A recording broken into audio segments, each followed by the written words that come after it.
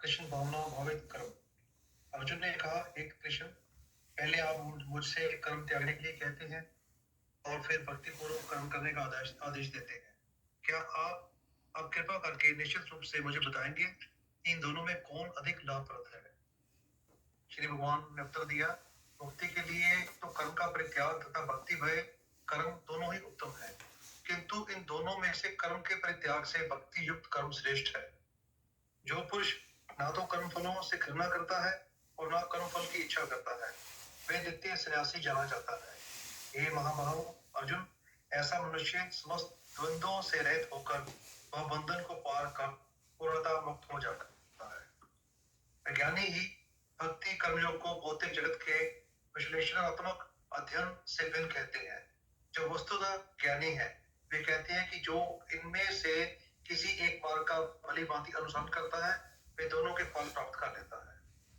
जो ये जानता है कि विश्लेषणात्मक अध्ययन द्वारा प्राप्य स्थान भक्ति द्वारा भी प्राप्त किया जा सकता है, और इस तरह जो सांख्य योग तथा भक्ति योग को एक समान देखता है, वही वस्तुओं को यथारूप में देखता है।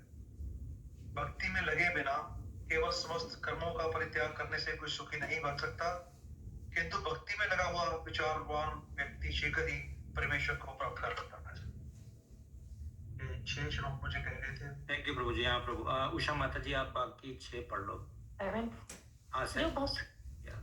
जो भक्ति भाव से कर्म करता है वो विशुद्ध आत्मा है और अपने मन और इंद्रियों को काबू में रखता है।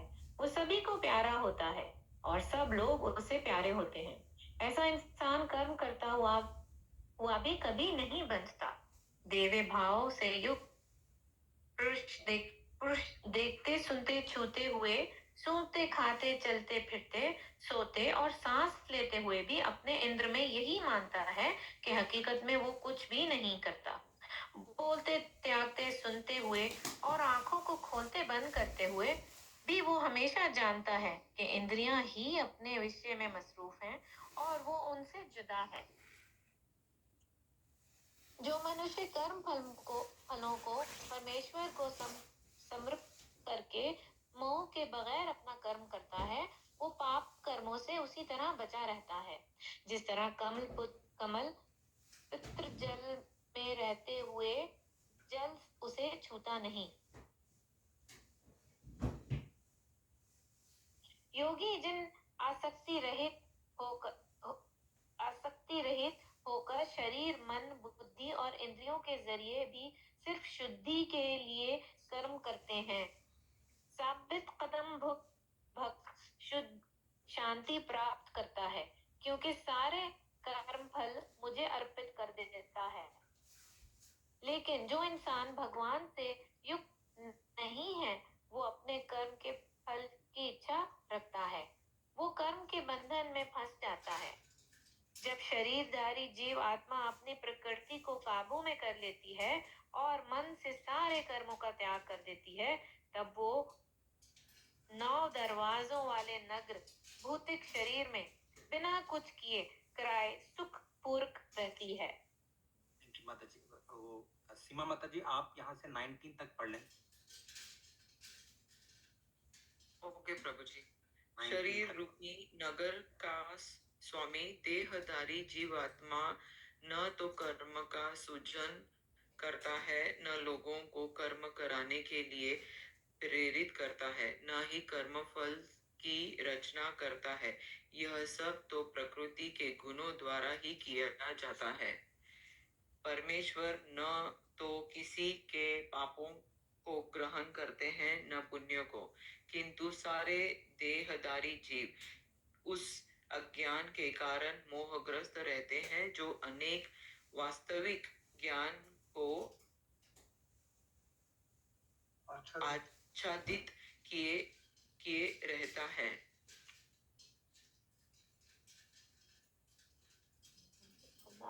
एक मिनट पेज। किंतु जब कोई उस ज्ञान को प्रबुद्ध होता है जिससे अविद्या का विनाश होता है, तो उसके ज्ञान से सब कुछ उसी तरह प्रकट हो जाता है जैसे दिन में सूर्य से सारी वस्तुएं प्रकाशित हो जाती हैं। जब मनुष्य की बुद्धि, मन, श्रद्धा तथा शरण सब कुछ भगवान में स्थिर हो जाता है, तभी वह पूर्ण ज्ञान द्वारा समस्त कल्मश से शुद्ध होता है और मुक्ति के पथ पर अग्रसर होता है। विनम्र साधु पुरुष अपने वास्तविक ज्ञान के कारण एक विद्वान तथा विनीत ब्राह्मण, गाय, हाथी, कुत्ता तथा चांडाल को समान दृष्टि से देखते हैं। जिनके मन एक तत्व तथा समता में स्थिर है, उन्होंने जन्म तथा मृत्यु के बंधनों को पहले ही जीत लिया है। वे ब्रह्म के समान निर्दोष है और सदा ब्रह्म में ही स्थिर रहते हैं, जो न तो प्रिय वस्तु को पाकर हर्षित होते हैं और न अप्रिय। अच्छा ठीक है, ये आप पढ़ ले माता जी, इसके बाद तब खत्म स्टॉप कर देना। ठीक है। अप्रिय को पाकर विचलित होते हैं, जो स्थिर बुद्धि है, जो मोहरहित है और भगवान विद्या को जानने वाला है, वह पहले से ही ब्रह्म में स्थिर रहता है। हरे कृष्ण। देवेंद्र प्रभु आप लास्ट तक पढ़ लें। हाँ प्रभु जी। ऐसा मुक्त पुरुष भौतिक इंद्रिय सुख की ओर आकृष्ट नहीं होता, अपितु सदैव समाधि में रहकर अपने अंतर में आनंद का अनुभव करता है। इस प्रकार स्वरूप सिद्ध व्यक्ति पर ब्रह्म में एकाग्रचित होने के कारण असीम सुख भोगता है। बुद्धिमान मनुष्य दुख के कारणों में भाग नहीं लेता, जो कि भौतिक इंद्रियों के संसर्ग से उत्पन्न होते हैं। हे कुंती पुत्र, ऐसे भोगों का आदि तथा अंत होता है, अतः चतुर व्यक्ति उनमें आनंद नहीं लेता। यदि इस शरीर को त्यागने के पूर्व कोई मनुष्य इंद्रियों के वेगों को सहन करने तथा इच्छा एवं क्रोध के वेग को रोकने में समर्थ होता है, तो वह इस संसार में सुखी रह सकता है। जो अंतःकरण में सुख का अनुभव करता है, जो कर्मठ है और अंतःकरण में ही रमण करता है तथा जिसका लक्ष्य अंतर्मुखी होता है, वह सचमुच पूर्ण योगी है। वह परब्रह्म में मुक्ति पाता है और अंततो गत्वा ब्रह्म को प्राप्त होता है। जो लोग संशय से उत्पन्न होने वाले द्वैत से परे हैं, जिनके मन आत्म साक्षात्कार में रत हैं, जो समस्त जीवों के कल्याण कार्य करने में सदैव व्यस्त रहते हैं, जो समस्त पापों से रहित हैं, वे ब्रह्म निर्वाण मुक्ति को प्राप्त होते हैं। जो क्रोध तथा समस्त भौतिक इच्छाओं से रहित हैं, जो स्वरूप सिद्ध आत्म संयमी हैं और संसिद्धि के लिए निरंतर प्रयास करते हैं, उनकी मुक्ति निकट भविष्य में सुनिश्चित है। समस्त इंद्रिय विषयों को बाहर करके, दृष्टि को भवों के मध्य में केंद्रित करके, प्राण तथा अपान वायु को नथुनों के भीतर रोककर और इस तरह मन, इंद्रियों तथा बुद्धि को वश में करके जो मोक्ष को लक्ष्य बनाता है, वह योगी इच्छा, भय और क्रोध से रहित हो जाता है।